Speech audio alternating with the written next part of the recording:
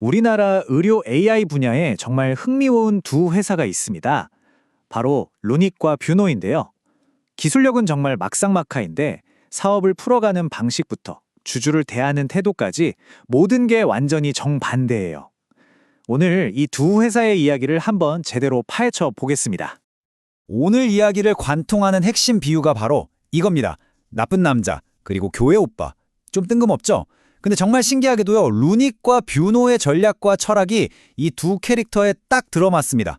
이 차이점이 두 회사의 운명을 어떻게 가르고 있는지 지금부터 알려드릴게요.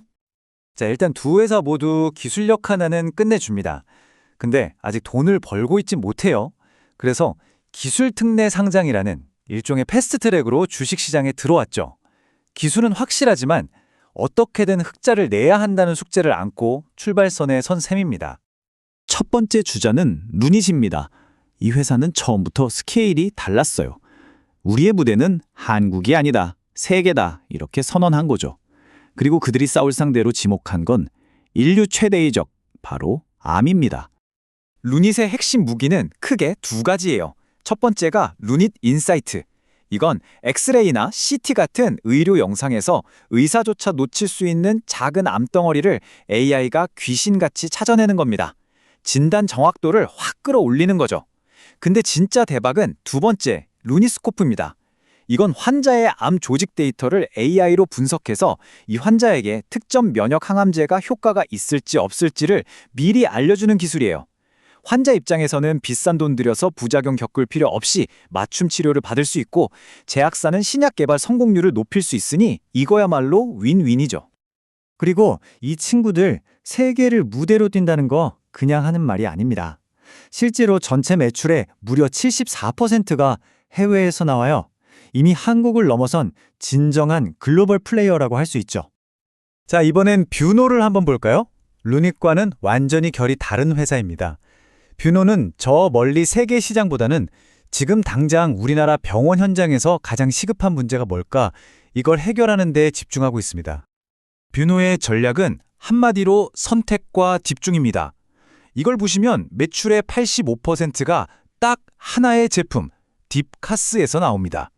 다른 곳도 있긴 하지만 사실상 이 제품 하나에 회사의 명운을 걸었다고 봐도 과언이 아니죠. 그럼 딥카스가 대체 뭘길래 이렇게 올인을 했을까요? 이건 병원에 입원한 환자들의 맥박, 혈압 같은 데이터를 실시간으로 분석해서 이 환자 24시간 안에 심정지가 올 수 있습니다 하고 미리 경고를 울려주는 AI 시스템이에요. 의료진이 골든타임을 놓치지 않게 도와주는 그야말로 병원의 수호천사 같은 존재인 거죠. 자, 두 회사 다 아직 적자라고 했잖아요. 계속 성장하려면 돈이 필요한데 바로 여기서 두 회사의 본성이 확 드러납니다. 미래를 위해 돈을 구해오는 방식, 즉 자금 조달 전략이 정말 하늘과 땅 차이입니다. 루닛은 아주 화끈한 방법을 씁니다. 그냥 뉴질랜드에 있는 회사를 통째로 사버려요. 시간이 없다. 시장과 데이터는 돈으로 사겠다. 이런 공격적인 베팅을 한 거죠. 인수에 쓴 돈이 얼마냐면요. 무려 2,760억 원입니다. 아직 이익도 못 내는 회사가 던진 정말 어마어마한 승부수였죠.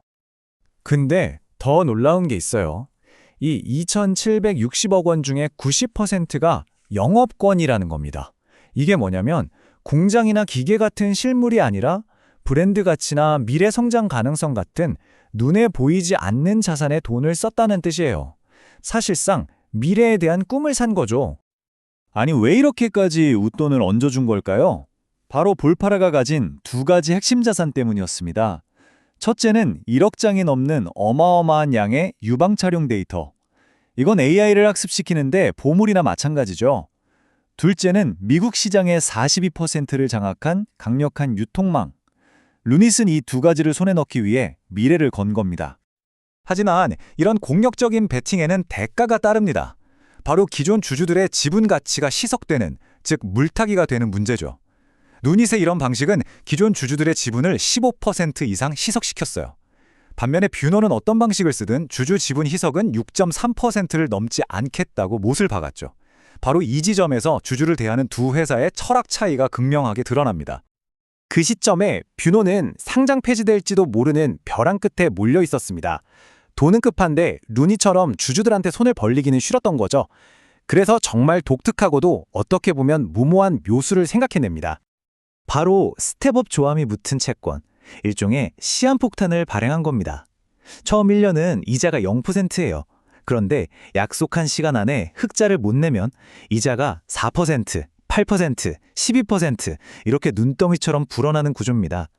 주주들을 지키기 위해서 회사가 모든 리스크를 짊어지고 배수진을 친 거죠. 자, 이제 맨 처음으로 돌아가 볼까요? 나쁜 남자와 교회 오빠. 이제 누가 누구인지 감이 오시죠? 두 회사의 전력은 결국 이 두 캐릭터로 딱 정리될 수 있습니다. 이 표가 모든 걸 설명해 줍니다. 로닛은 성장을 위해서라면 주주들의 단기적인 희생쯤은 감수해야 한다는 능력 있고 매력적이지만 좀 제멋대로인 나쁜 남자 스타일이죠. 반면에 뷰노는 회사가 망할 위험을 감수하더라도 끝까지 주주들의 지분을 지켜주려는 다정하고 책임감 강한 교회 오빠 같은 모습을 보여주는 겁니다. 실제로 루닛은 크리스마스의 악몽이라고 불리는 사건도 있었어요. 크리스마스 이브에 경영진들이 자기 회사 주식을 대규모로 팔아치우면서 주가가 하루 만에 25%나 폭락했거든요.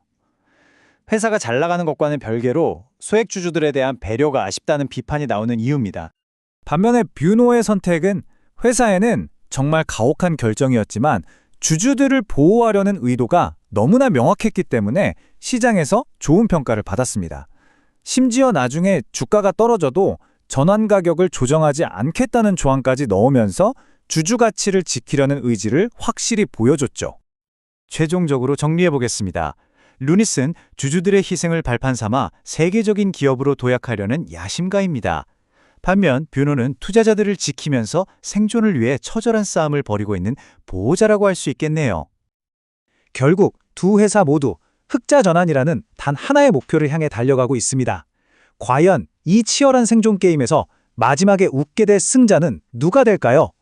규칙을 파괴하며 거침없이 나아가는 나쁜 남자일까요? 아니면 묵묵히 믿음을 지키며 길을 가는 교회 오빠일까요? 그 결과는 오직 시장만이 알고 있겠죠.